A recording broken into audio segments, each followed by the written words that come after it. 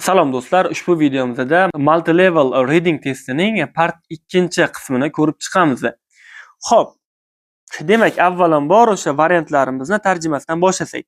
A varianti aytayaptiki, you would like to book a cruise for 2005. To enjoy big savings, you must book early. Ya'ni o'sha siz 2005-yil uchun dengiz sayohatini o'sha buyurtma berishni xohlaysiz va siz o'sha rohatlanishingiz uchun vaqtliroq uni buyurtma berib qo'yishingiz shart deyapti. You are traveling to Spain by a car and decide it would be best to be across the channel by early morning.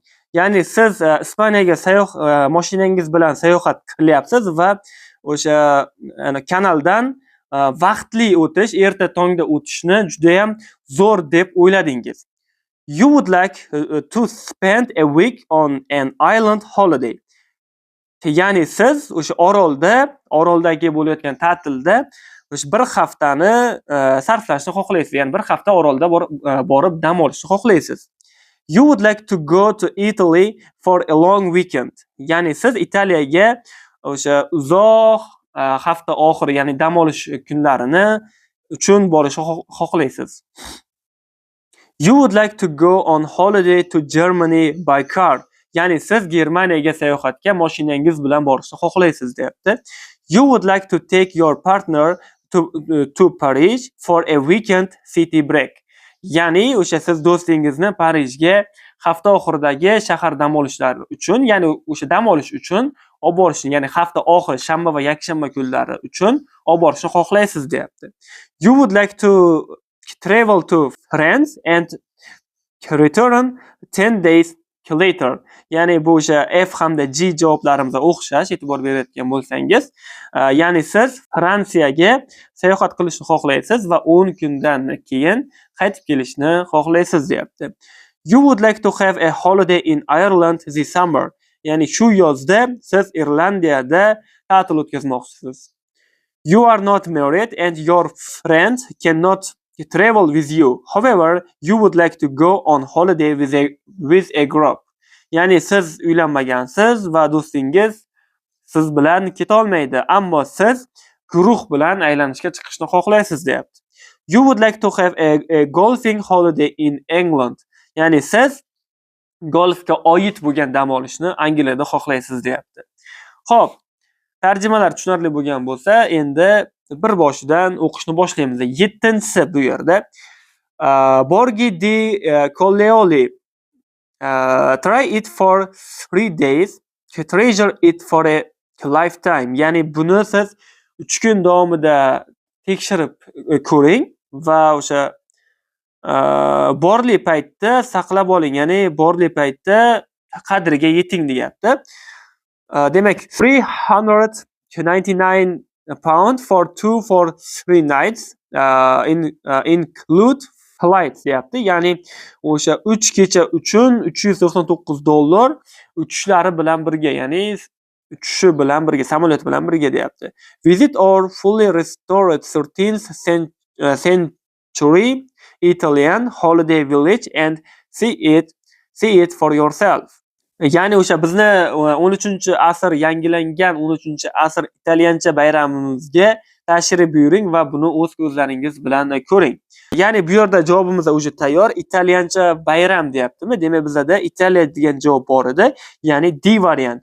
You would like to go to Italy for a long weekend. Ya'ni siz Italiyaga sayohatga borishni xohlaysiz. Demak, 7-sining javobi D bo'ladi.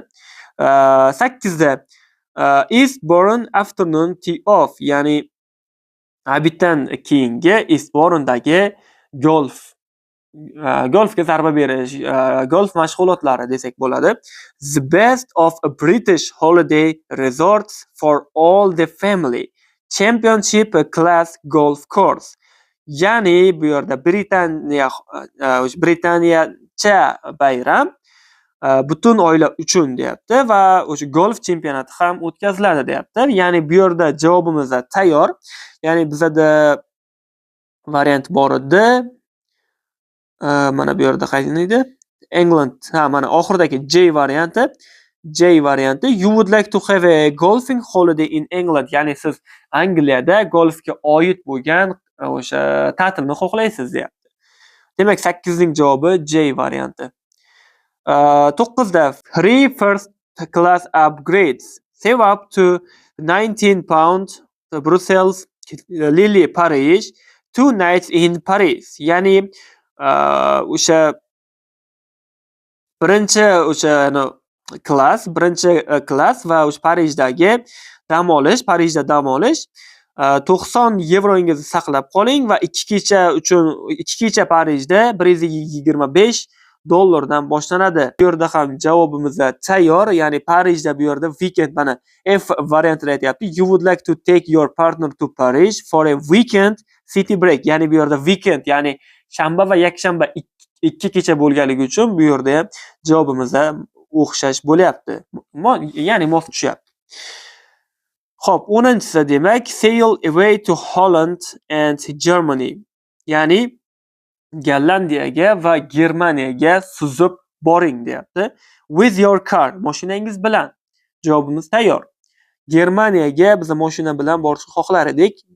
E varianti. You would like to go on holiday to Germany by car. 10-sini javobi D bo'ladi demak. Xo'p, 11-si. You will get more for your money with loan poly. Save up to 50% on hundreds of PO cruises. Holidays in 2005. Demak, 2005-yildagi ta'tillar uchun yuzlab dengiz sayohatlari va 50% chegirma deyapti va o'sha pulingiz uchun Lunipoludan qanaqadir bir nima ta'til oling deyapti. Demak, javobimiz tayyor. A varianti. You would like to book a cruise for 2005 to enjoy big savings. You must book early. Ya'ni o'sha 2005-yil uchun dengiz sayohat oling va katta va savings degani chegirmalardan rohatlanish uchun siz ertaroq zakaz bering deyapti. Mana bu yerda hurry, offer must end 31st August 2004 deyapti. Ya'ni bu yerda aytayaptiki, shoshiling, o'sha taklif 2004-yilning 31-avgustida tugaydi. Bu ham bitta keyword. 11-sining javobi A variant bo'ladi. 12-si mega deals, ya'ni katta kelishuvlar, juda ulkan kelishuvlar. Barbados, Grenada, St. Lucia. Ya'ni bularning hammasi orollar.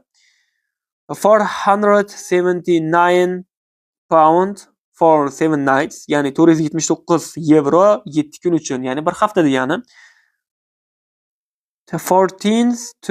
Between 14 and 23 June 2004. 2004-yil 14 hamda 23-iyun kunlari. Third silver sands deyapti, ya'ni kumush nima deydi ana? Kumush qumlar deyapti. Ya'ni bu yerda javobimiz deyarli tayyor. Mana bu Barbados, Grenada, St. Lucia'ni bularni orol ekanini bilsak, mana bu yerda javobimiz bor edi. You would like to spend a week on island holiday. Ya'ni siz haftangizni, ya'ni bir hafta degani 7 kun, bu yerda ham 7 kun bor, 7 kecha. Haftangizni orolda o'tkazmoqchisiz, oroldagi ta'tilda o'tkazmoqchisiz deyapti. Ya'ni Barbados, Grenada, St. Lucia bular hammasi orol va 7 kun, bular hammasi keywordlar. 12-sining javobi C variant bo'ladi.